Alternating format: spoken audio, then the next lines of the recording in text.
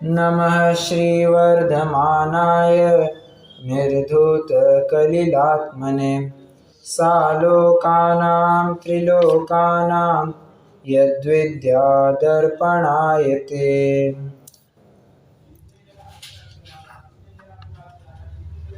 आचार्य समंत भट्ट द्वारा रचित यह परम मांगलिक ग्रंथ श्री रत्नाकर श्रावकाचार्य जी की चर्चा हम कर रहे हैं।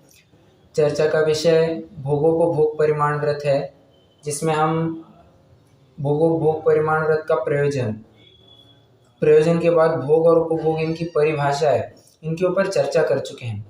अब आने वाले दो छंद 84 और 85 ये थोड़े महत्वपूर्ण श्लोक है, इनके ऊपर थोड़ा ध्यान देंगे, थोड़ा विशेष रूप से फोकस करेंगे, क्योंकि एक प्रकार से अब आपको समझ में आएगा ये अप्रासंगिक चर्चा बीच में आ गई है।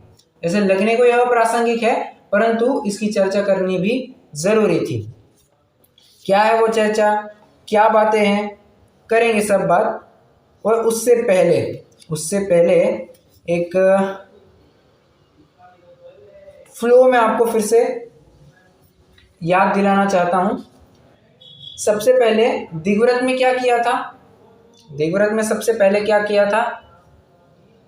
एक सीमा निश्चित की, मर्यादा बांध ली, मर्यादा के बाहर वो महाव्रती तुल्य हो गया। अब मर्यादा के बाहर नहीं जाएगा तो उस संबंधी आरंभ परिग्रह का भी दोष उसे नहीं लगेगा। ओके, पॉइंट नंबर 2, अब मर्यादा जितनी बांध ली है उसके अंदर भी वो अनर्थ दंड त्याग व्रत के माध्यम से बिना मतलब के पाप को नहीं करता है, बिना मतलब के पाप को नहीं करता है, उनको त्याग देता है, जितनी आवश्यक है उतने ही कार्यों में प्रवृत्ति करता है। ठीक है, अब भोगों को भोग परिमाण व्रत कहता है तुम जितनी आवश्यक है ना, तुम उतनी आवश्यक क्रियाओं में भी अगर किसी प्रकार से कटौती कर सकते हो, मतलब उसको कट डाउन कर सकते हो, उसको कम कर सकते हो, तो उस पर भी तुम्हें विचार करना चाहिए।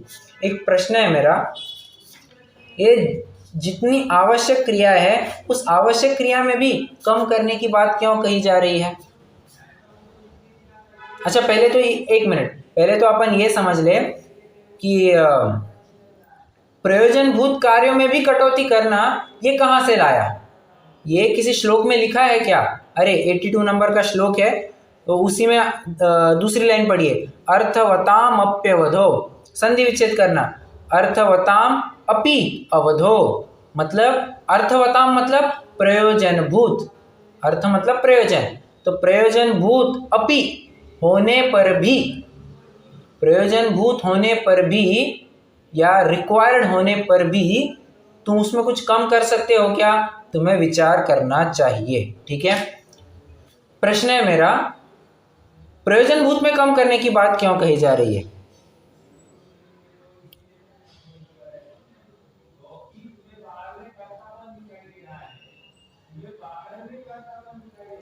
प्रयोजनभूत भी कम करने क्यों कहा जा रहा है?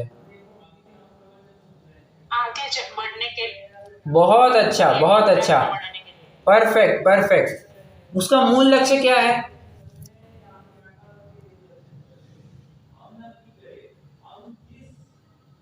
श्रावक का लक्ष्य क्या है?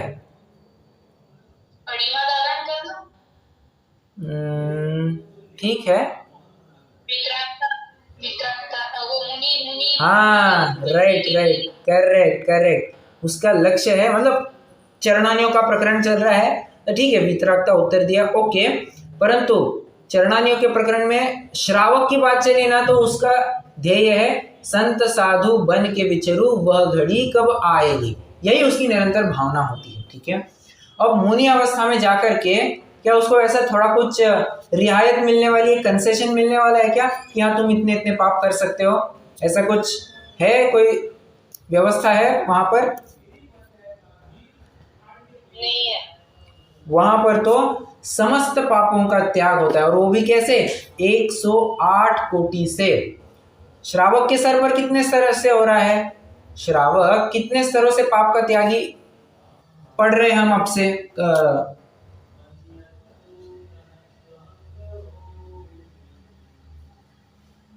श्रावक पापों का कितने स्तर का त्यागी होता है? प्रायः प्रायः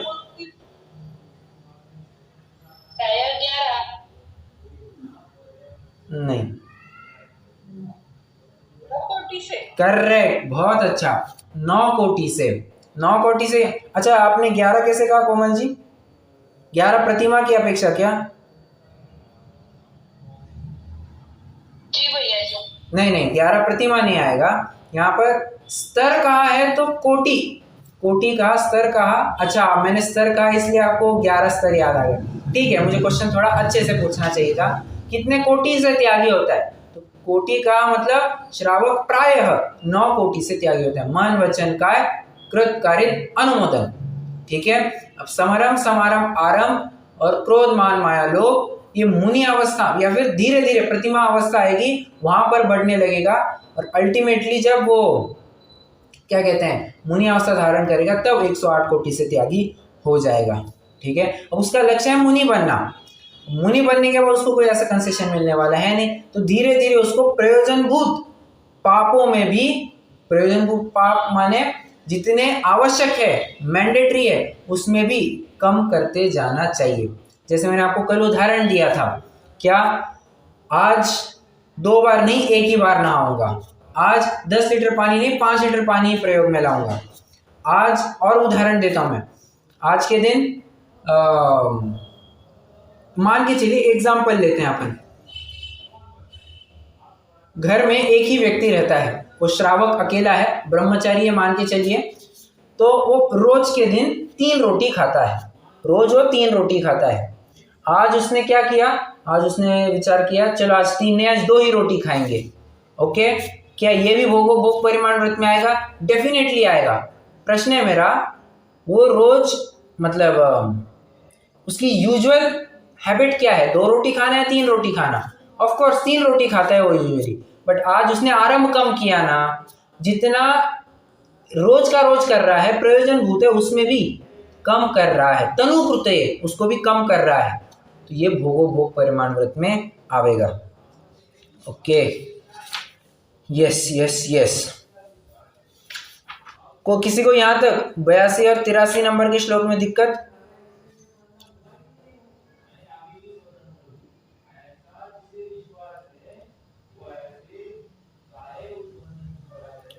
नहीं है, ठीक है। अब वैसे 84वें श्लोक के ऊपर भी चर्चा अपन कर चुके हैं, थोड़ी सी आज भी इसकी चर्चा करेंगे थोड़ी सी, और फिर अपन को मूल 85 और 86वें श्लोक के ऊपर चर्चा करनी है। परंतु एक कुल मिलाकर के बात कहूं तो 84, 85, 86 ये इकट्ठा ही पढ़ने वाले श्लोक है।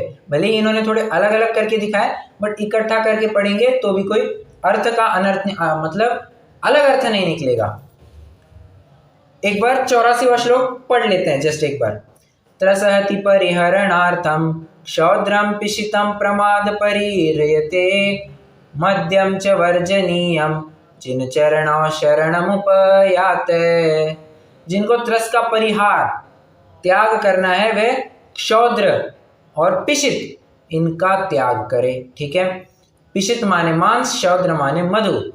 और जिनको प्रमाद का त्याग करना है, जिनको मतलब ये ऑप्शनल है क्या? नहीं नहीं नहीं, जिनको कैसे कहूं, हाँ एक तरह से ऑप्शनल ही कहेंगे। ऑप्शनल कैसे? ऑप्शनल माने जो लोग प्रमाद का त्याग करने की इच्छुक है उनकी बात चल रही है। ओके,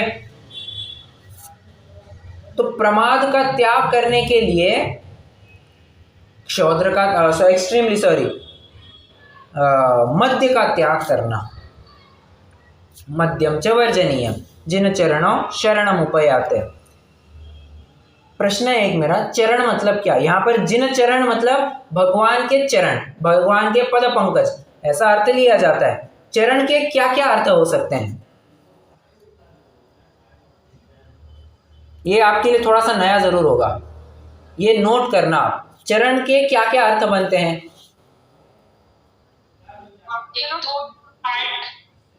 एक तो पार्ट बनता है, पहला चरण, दूसरा चरण। ओके, करेक्ट करेक्ट, स्टेप्स आप कह सकते हैं। और बोलिए। आचरण के लिए ठीक है, चरण मतलब आचरण भी लेंगे। राइट राइट, चारित्र ना, यानी आचरण चारित्र। आप इसमें अभी फिलहाल के लिए आप थोड़ा सा अंतर रखना।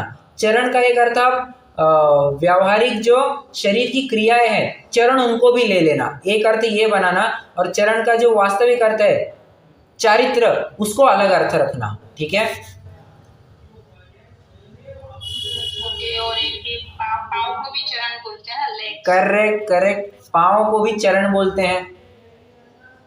और बोलिए। और अंत अंत को भी चरण बोलते हैं ना, ये चरण सीमा है। वो चरम है, ये चरण है। Okay okay.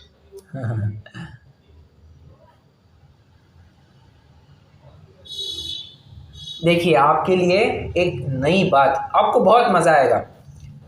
चरण का एक अर्थ, अभी लास्ट अर्थ क्या किया हमने, चलना, पैर, गमन, गमन के अर्थ में प्रयोग किया जाता है, हाँ या ना, जरा रिस्पॉन्ड कीजिए।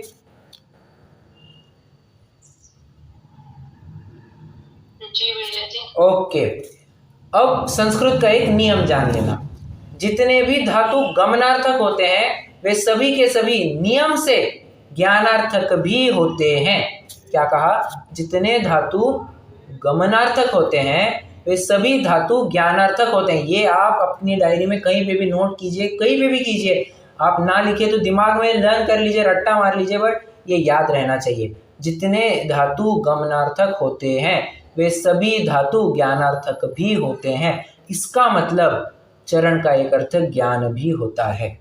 कितने जनों को ये अर्थ नया था, कंप्लीटली नया था?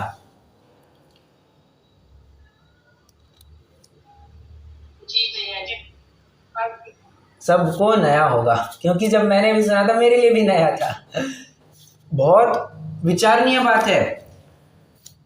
चरण का अर्थ ज्ञान भी बनता है। अगर चरण का अर्थ यहाँ पर ज्ञान करेंगे तो अर्थ फिट बैठेगा क्या, जरा विचार करना, अर्थ करके भी दिखाना।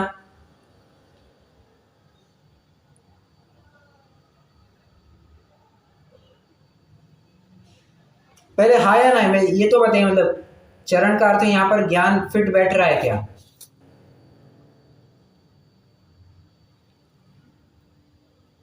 मतलब जो भगवान ने ज्ञान में देख के बताया और वही चला आ रहा है, तो वही हमको फॉलो करना है ऐसा।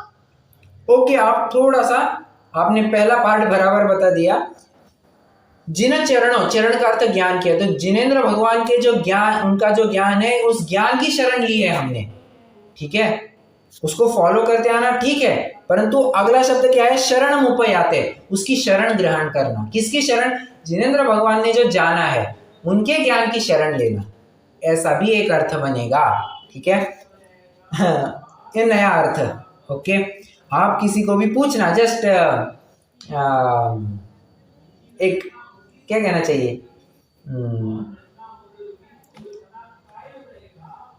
सहजता में पूछ लेना, इस चरण का अर्थ ज्ञान होता है क्या? या तो आप ऐसे भी पूछ सकते हैं, चरण का अर्थ ज्ञान है, ये प्रूव करके दिखाओ। किसी को भी नहीं आएगा। किसी को भी नहीं आएगा, ये नई बात है। वैसे एक और, चरण का एक अर्थ लिया हमने, एक दूसरा शब्द भी आता है, गो। गो मतलब क्या होता है? इंग्लिश वाला गो नहीं, संस्कृत वाला गो।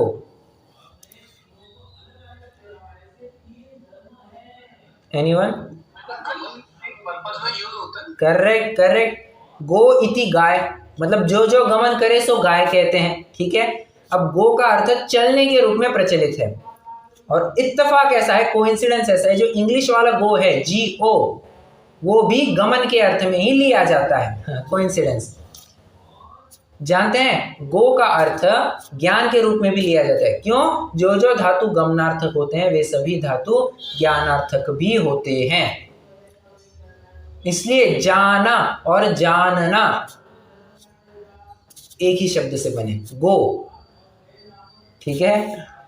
एक ही शब्द तो नहीं कहेंगे, परंतु हाँ बराबर, एक ही शब्द, करेक्ट, एक ही शब्द, क्योंकि जो जो धातु ज्ञानार्थक गमनार्थक होते हैं वे ज्ञानार्थक भी होते हैं। अब दूसरा प्रश्न, शरण के ऊपर, चरण के ऊपर मुझे थोड़ा सा हाईलाइट करना था, वो हो गई बात। क्षौद्र मतलब मधु, ये सिद्ध करके दिखाइए। या प्रश्न ऐसा है, क्षौद्र को मधु ऐसा क्यों कहा जाता है? कुछ कारण विशेष होगा। क्योंकि वो पुत्र लोग पीते हैं इसलिए। ओके ओके, ये एक अर्थ है, बहुत अच्छा। क्षुद्र माने, अब यहाँ शूद्र नहीं, हाँ क्षुद्र। अब तो ये शूद्र यानी हीन जाति के होते हैं, तो मधु भी हीन है, ऐसा हमारा? वैसा नहीं, वैसा नहीं। मैं एक छोटा प्रश्न पूछ रहा हूं आपसे, शूद्र और क्षुद्र इनमें अंतर क्या है? कंफ्यूज नहीं होना। शूद्र और क्षुद्र क्या अंतर है? शूद्र मतलब तो छोटी जाति की हो गया। ओके, और दूसरा मतलब होता है बहुत शॉर्ट लाइफ जिनकी होती है, शूद्र को भाव बोलते हैं। हाँ राइट। क्षुद्र मतलब छोटा, लाइफ वगैरह भी नहीं, क्षुद्र मतलब छोटा, ठीक है। तो जो हल्का काम करते हैं, हल्का काम मतलब किसी जाति की अपेक्षा बात नहीं है, जिसका आचरण ही हल्का है, वो मधु का सेवन करता है, हनी का सेवन करता है। ओके, ये एक अर्थ। दूसरा अर्थ आपके लिए भी जानने लायक है। मधु का संस्कृत में एक समानार्थी शब्द मिलता है, क्षुद्रा। क्या शब्द मिलता है? क्षुद्रा। मधुमक्खी इस पूरे शहद को इकट्ठा करती है, मतलब ही क्षुद्रा ये क्षौद्र को बनाती है, इसलिए क्षौद्र माने मधु, शहद। समझ में आ रहा है?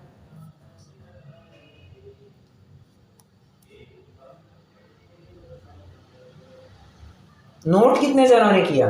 शूद्रा शौद्र को बनाती है, ये कह रहे हैं आप? करेक्ट, क्षुद्रा क्षौद्र को बनाती है। क्षुद्रा मतलब मधुमक्खी, इसीलिए क्षौद्र मतलब मधु।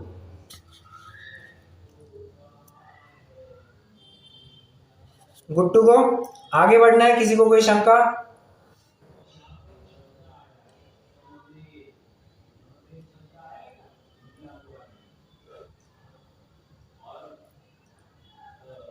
ठीक है। अब 85 और 86वां श्लोक पढ़ेंगे। अब थोड़ा महत्वपूर्ण प्रकरण चलेगा, शांति से सुनना। और मैं आपको अभी याद दिला दूं, 85 और 86 नंबर का श्लोक हमने 11 प्रतिमाओं में भी देखा है। अब कहाँ देखा है, आपको थोड़ी सी हिंट लग जाए, आप मुझे बता देना। पहले श्लोक पढ़ेंगे, फिर आप बता देना। अल्प फल बहु विघातान मूलकमार्द्राणि शृंगवेराणि नवनीत निम्ब कुसुमं कैतकमित्येवमवहेयत् यदनिष्टं तद्व्रतयेद्यच्चानुपसेव्यमेतदपि जह्यात् अभिसन्धिकृता विरते विषयाद्योग्याद्व्रतं भवति। क्या बात है, क्या बात है। हमारी माता जी अभी बैठी है, फटाफट उत्तर दे दिया। ये लक्षण होते हैं सच्चे विद्यार्थी के। बहुत अच्छा। आपको उत्तर मिला क्या? ये 22 अभक्ष क्या? 22 अभक्ष ना।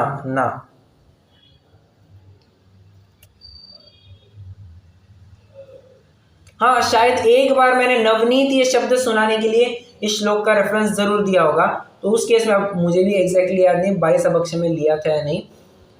मुझे तो एक दूसरा प्रकरण याद आ रहा है।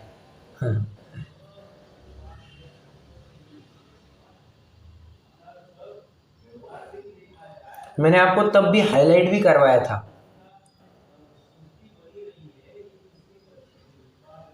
सचित्त त्याग प्रतिमा क्लिक हुआ या नहीं हुआ? तो आप सोचेंगे भैया जी बहुत टाइम हो गया, 4 महीने हो गए सुन करके। अरे सचित्त त्याग प्रतिमा, और शायद मैंने तब बताया भी था कि इन श्लोक को मार्क करके रखना।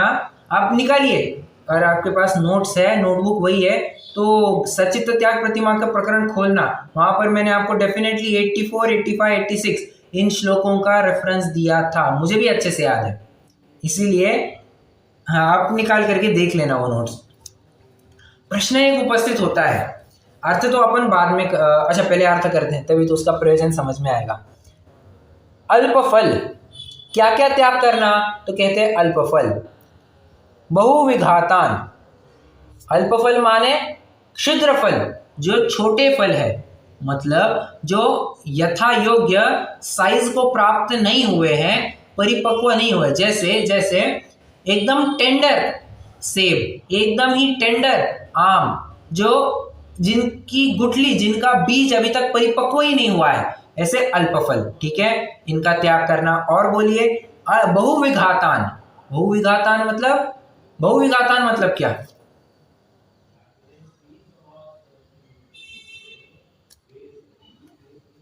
जीवों का घात होता है उससे। कौन सा बहुत सारे जीव, टाइप क्या है? बहुत सारे।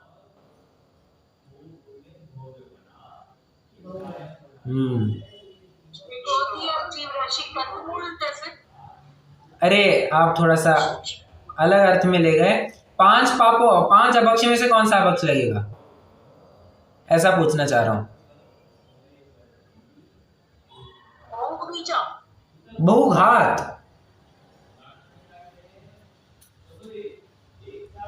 सभी है ना जीव अभक्ष में, तो क्या क्या?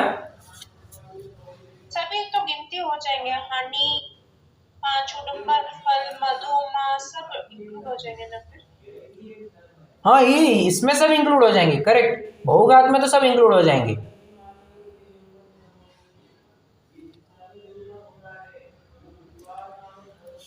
शशि जी, आप जो कह रहे हैं ना बहुबीजा, ये 22 अभक्षों में एक है, ठीक है, ये 22 अभक्षों में है। कि मैंने 5 अभक्षों में से पूछा था। 5 अभक्ष कौन से?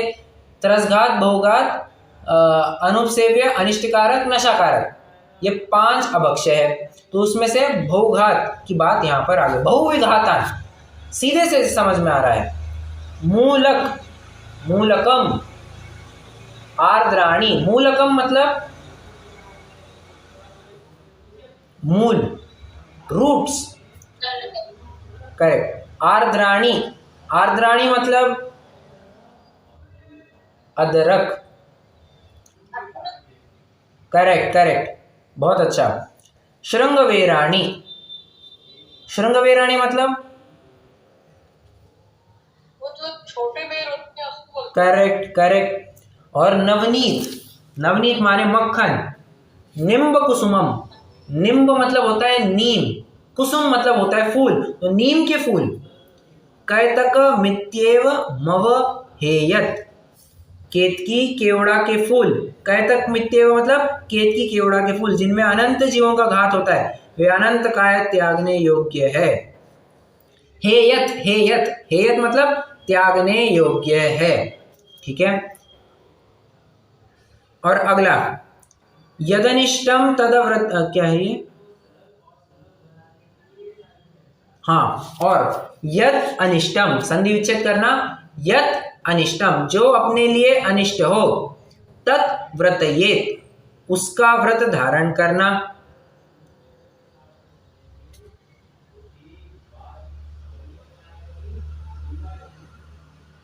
और किसका इसका त्याग करना? कहते हैं अनुपसेव्य में तदपि, अनुपसेव्य अपि, उसका त्याग करना। अभिसंधिकृता विरति,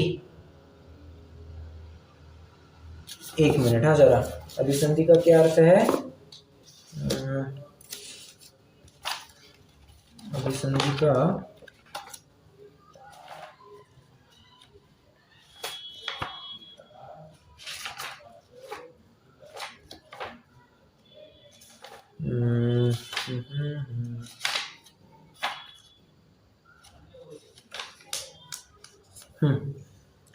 अभिप्राय पूर्वक, अभिसंधि मतलब अभिप्राय पूर्वक उनको छोड़ना चाहिए।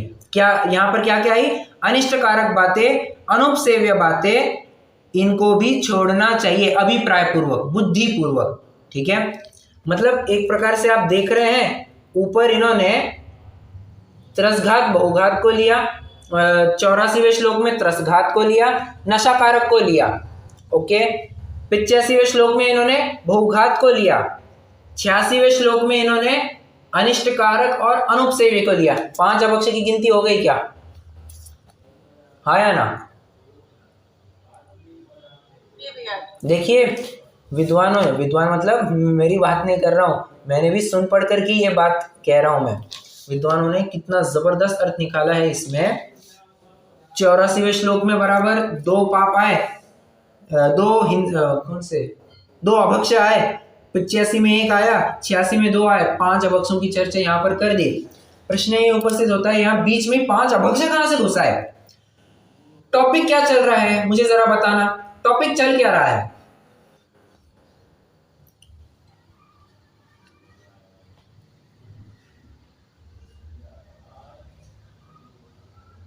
अरे प्रश्न है, टॉपिक क्या चल रहा है? भोगोपभोग परिमाण व्रत। ठीक है, प्रश्न एक उपस्थित हुआ, भोगोपभोग परिमाण व्रत में इनकी चर्चा कहां से? आप कहते थे भोग का त्याग करना, उपभोग का त्याग करना, उसमें परिमाण करना, ये तो कुछ भोगोपभोग परिमाण व्रत वाली बात हुई। और भोग में खाने पीने की वस्तु आ जाती है, हाँ या ना? यस आ जाती है। तो आचार्य देव को एक बात अखरने लग गई, वे सोचने लग गए यार खाने पीने की वस्तु मतलब लोग तो मांस भी खा लेते हैं, लोग तो शराब भी पी लेते हैं, लोग तो शहद भी चख लेते हैं, तो कोई खान पान के नाम पर इनमें परिमाण ना करने लग जाए। इसलिए उन्होंने अचानक से एक बात कह दी कि सुनो सुनो सुनो, तुम भोगोपभोग परिमाण करने की बात कर रहे हो ना, ये जो हम लिस्ट दे रहे हैं इस लिस्ट का तो तुम्हें आजीवन त्याग होना चाहिए, मतलब इसमें परिमाण करने की कोई बात ही नहीं आती है। फिर से समझे नहीं, जो हमने अभी अभी नाम गिना है, मद्य, मांस, मधु, अल्पफल, बहुघात की वस्तुएं, या क्या कहना चाहिए, बेर के फूल, बेर के फल, केत की केवड़ा के फूल, और क्या नीचे क्या आया, हाँ अनिष्ट कारक, अनुपसेव्य, इनका तो तुम्हें आजीवन त्याग होना चाहिए। इसमें परिमाण की कोई कुछ भी यत किंचित भी गुंजाइश नहीं है, थोड़ा सा भी स्कोप नहीं है इसमें। ठीक है, परिमाण उसी में किया जाता है जो अलाउड हो, जिसका सेवन अलाउड हो। कोई ऐसा कहेगा क्या कि मैं 10 परस्त्री का नहीं, एक ही परस्त्री का सेवन करूंगा? क्या इसमें भी कभी परिमाण संभव है? जरा विचार करके बताना मुझे।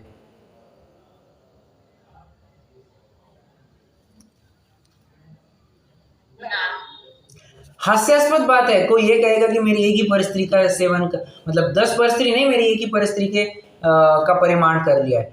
अरे वो परिमाण करने की चीज ही नहीं है, उसका तो आजीवन त्याग होना चाहिए परस्त्री का। मैंने पराई संपत्ति का 10% मैं अपना रखूंगा। अरे जब पराई संपत्ति तुम्हारी है ही नहीं, उसमें परिमाण करने की बात कहाँ से आती है? ठीक है, इसलिए आचार्य देखिए, होता है ना कभी कभी कि कोई नॉर्मली बात कर रहा था, एकदम फ्लो में चल रहा था, अचानक से झटका आ गया। जैसे हम बात कर रहे थे, अच्छा ये यहाँ वो हो रहा था, ये हो रहा था, अचानक से बात किया, बदतमीज कहिए, समझ में नहीं आता, ये करते हो वो करते हो, ऐसा अचानक से झटका लग जाता है ना कभी कभी।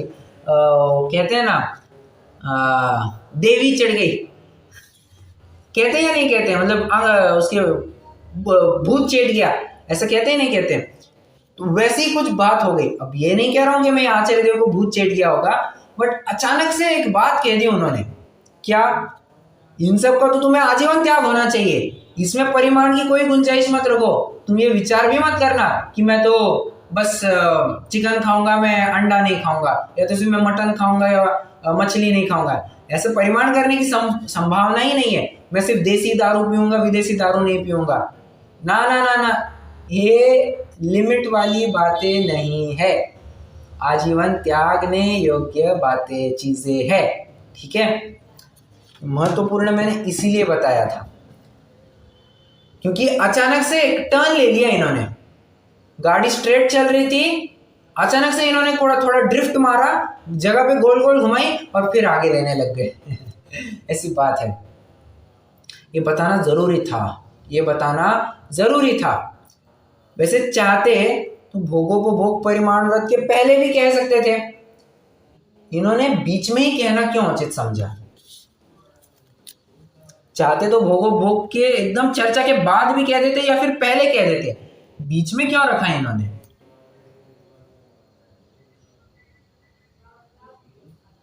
क्योंकि ये भोगने योग्य नहीं है इसलिए। करेक्ट, पहले उसको भोगो भोग का कंसेप्ट समझाया और बाद में वो विचारने लग गया, अच्छा खाने पीने की चीजें मतलब भोग, इसमें भी परिमाण किया जा सकता है। आचार्य देव ने तुरंत पकड़ लिया, रुक, अगर तुम मांस मदिरा का विचार कर रहा है तो यत्किंचित भी उसके बारे में विचार नहीं करना, क्योंकि तो आजीवन त्यागने लायक है। ये पंडित जी साहब ने लिखा है, कहाँ लिखा है,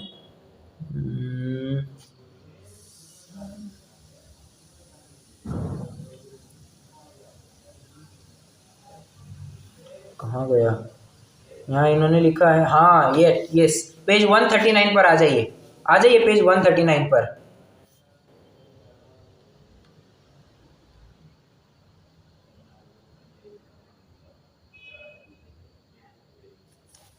आ गए? यहां ऐसा विशेष जानना, श्री राजवार्तिक जी में भी 5 प्रकार के भोग्य पदार्थ कहे हैं, जिसमें 13 जीवों का घात होता है जो प्रमाद उत्पन्न करने वाला है, जिसमें अनंत जीवों का घात होता है जो अनिष्ट है, जो अनुपसेव्य है।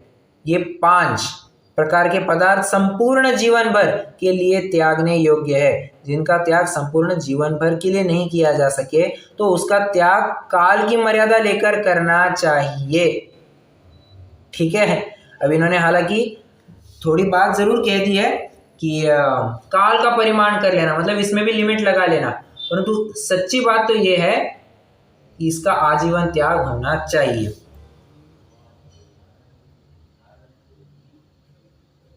चलिए, अब अगर आप आगे का प्रकरण पढ़ेंगे पेज नंबर 139 और उसके आगे पढ़ेंगे तो यहाँ पर पंडित जी ने पूरी मर्यादा की चर्चा चालू की है। इसकी मर्यादा कितनी, कौन सा अनाज खाना, कौन सा अनाज नहीं खाना, कौन सा खाने योग्य है, कौन सा नहीं है, इन सब की चर्चा चालू की है।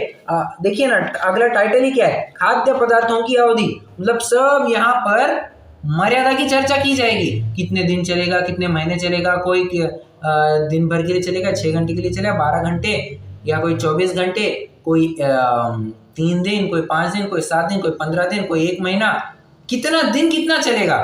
तो इन खाने पीने की चीजों की बात यहाँ पर की जा रही है।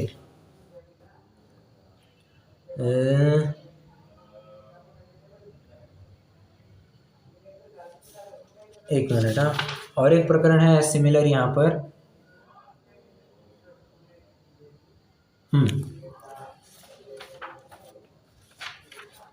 ये 85वें श्लोक में सचित्त बात चीजों की बहुत बात की है। क्या कहा? 85वें श्लोक में सचित्त वस्तुओं की बात बहुत की है। आपने नोटिस किया या नहीं किया?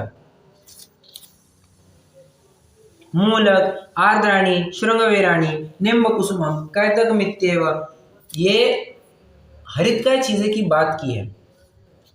तो हरितकाय चीजों के ऊपर भी पंडित सदाशिवदास जी एक टिप्पणी लिखना चाहते हैं।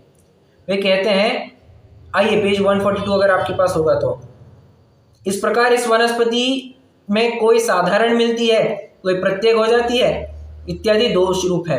वनस्पति में संसर्ग से अनेक त्रस जीवों की उत्पत्ति हो जाती है। ऐसा जानकर जो जिनेंद्र देव के धर्म को धारण करके पापों से भयभीत है, वे सभी हरितकाय का त्याग करें, जिह्वा इंद्रिय को वश में करे। जिनकी समस्त हरितकाय को त्याग करने की सामर्थ्य नहीं है, वे कंदमूल आदि का अनंत काय तो जीवन भर के लिए त्याग करे। आगे बात, जीवन भर का त्याग करे, महत्वपूर्ण बात है। इनका तो आजीवन त्याग होना चाहिए। जैनी तो कंदमूल का, रात्रि भोजन का, मध्य मांस मधु का, 3 मकार का आजीवन त्यागी होता है। होता है मतलब क्या? अरे तुम नहीं कर रहे हो, तुम्हें करना चाहिए, ऐसी बात बताई जा रही है। ठीक है, हाँ, आगे बढ़ते हैं। अब ओके, इसीलिए मुझे अभी तुरंत एक और पॉइंट याद आया। भोगोपभोग परिमाण व्रत, इसकी पूर्णता कौन से प्रतिमा में होती है, जरा बताना।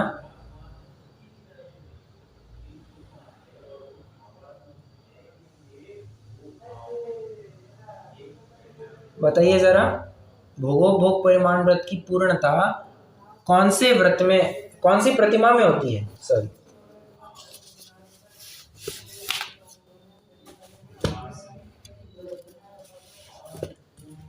अरे चर्चा की है या नहीं की है? जैसे सामयिक नाम का व्रत है, सामयिक व्रत की पूर्णता कौन से प्रतिमा में होती है? ये तो फटाफट बताएंगे आप। सामयिक प्रतिमा। बराबर। तो वैसे भोगोपभोग परिमाण व्रत की पूर्णता कौन सी प्रतिमा में होगी? वो परिग्रह त्याग के आरंभ त्याग। किसी हद में आरंभ त्याग, किसी हद तक परिग्रह त्याग, ठीक है। और बोलिए,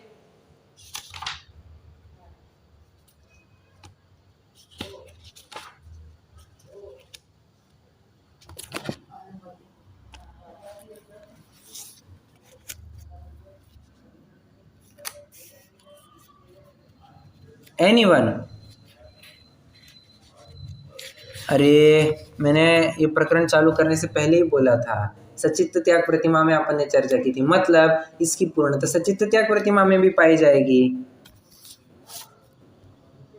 किस वस्तु में जाएगी? उपभोग का परिमाण तो आगे जाएगा ना। फिर से सचित्त त्याग में तो भोग वाली वस्तु का परिमाण हो जाएगा आपको, लेकिन भोग उपभोग दोनों लेंगे तो वो तो परिग्रह तक भी जाएगा ना। उपभोग में वस्त्र वगैरह भी आते हैं। करेक्ट, बात सही है। कहाँ पर जा सकता है इसकी बात है। अरे आपकी बात बिल्कुल सही है कि वो आरंभ त्याग प्रतिमा में भी जाएगा, परिग्रह त्याग प्रतिमा में भी जाएगा। एक और अपेक्षा देखी थी हमने, याद है किसी को?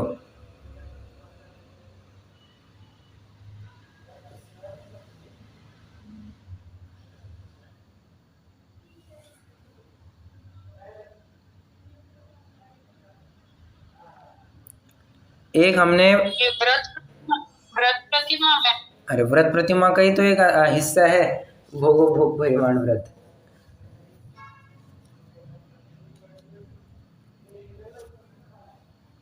चौथी प्रतिमा में आएगा। कैसे?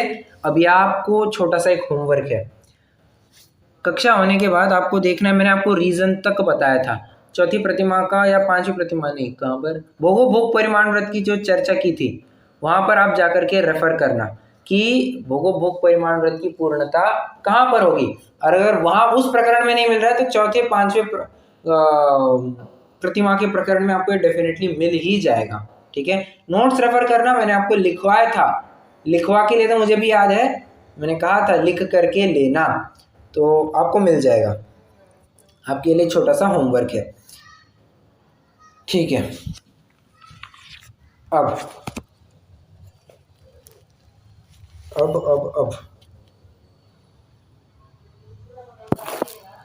ओके, 84, 85 और 86 नंबर का श्लोक भी पूरा हो गया है। इसमें मुझे नहीं लगता किसी को भी कोई संदेह, कोई दिक्कत होगी।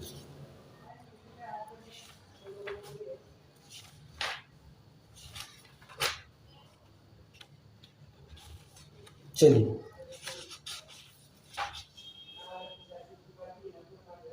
वैसे एक बात, हाँ, और एक होमवर्क आपको, हाँ वैसे ये थोड़ा होमवर्क बड़ा हो जाएगा, बट पेज नंबर 139 से लेकर के पेज नंबर कहाँ तक है, 147, 8-9 पेजेस हो गए। आप पढ़ना, मैंने तो पढ़ लिए है वैसे, आप अब पढ़ना एक बार अपने एंड से, तो आपको विशेष क्लैरिटी आएगी। क्यों एक प्रकार से इसमें थोड़ा चरणानियोग आचरण की बात है। आप पढ़िएगा, डेफिनेटली पढ़िएगा, आपको भी बहुत सारे इंसाइट्स मिलेंगे, ठीक है। चलिए अभी हम 87 नंबर के श्लोक में आ जाते हैं। 87 नंबर का भी श्लोक फटाफट हो जाएगा, इसको ज़्यादा दिक्कत नहीं लगेगी। डॉक्टर साहब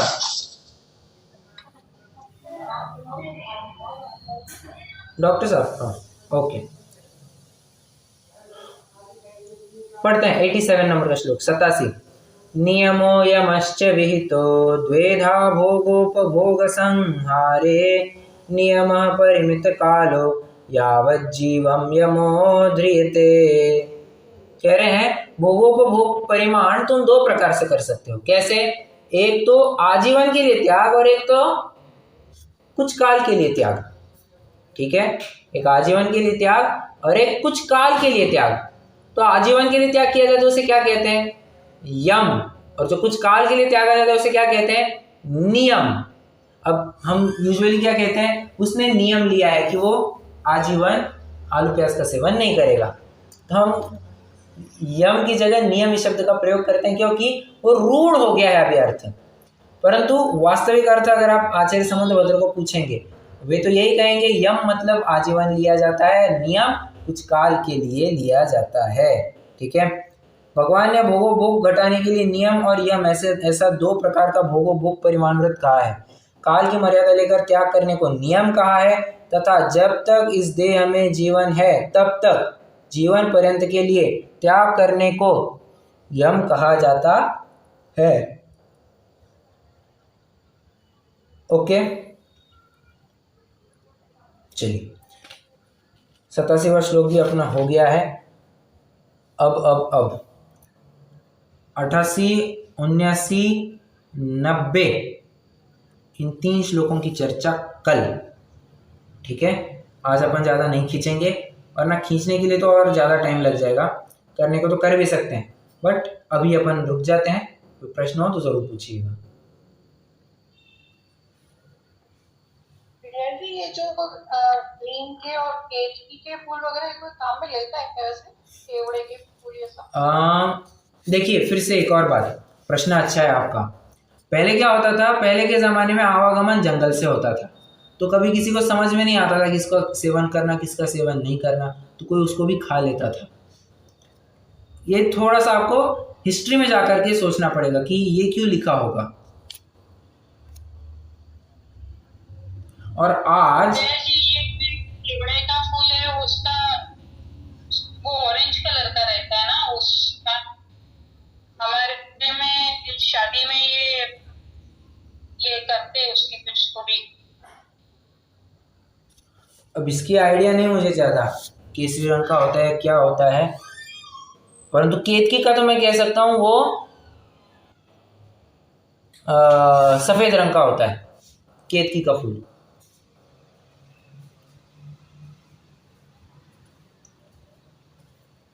शशि जी आपको उत्तर मिल गया क्या? ओके ठीक है। और आज के परिप्रेक्ष्य में भी अगर आप बात करना चाहे तो कोई उनका औषधि के रूप में प्रयोग करता होगा, मतलब दवाई आदि में मिल। अरे आयुर्वेद में न जाने कितनी तो भी ऐसी दवाइयाँ होती है, ऐसे क्या कहना चाहिए, जड़ी बूटियाँ होती है जो नाम तक सुने नहीं होते हैं, तो उसमें केतकी केवड़ा एक आध हो जाए तो इसका क्या विशेष बात। तो दवाई आदि के रूप में भी प्रयोग नहीं करना, ऐसी बात कही जा रही है। ओके चलिए रुकते हैं, जिनवाणी स्तुति करेंगे।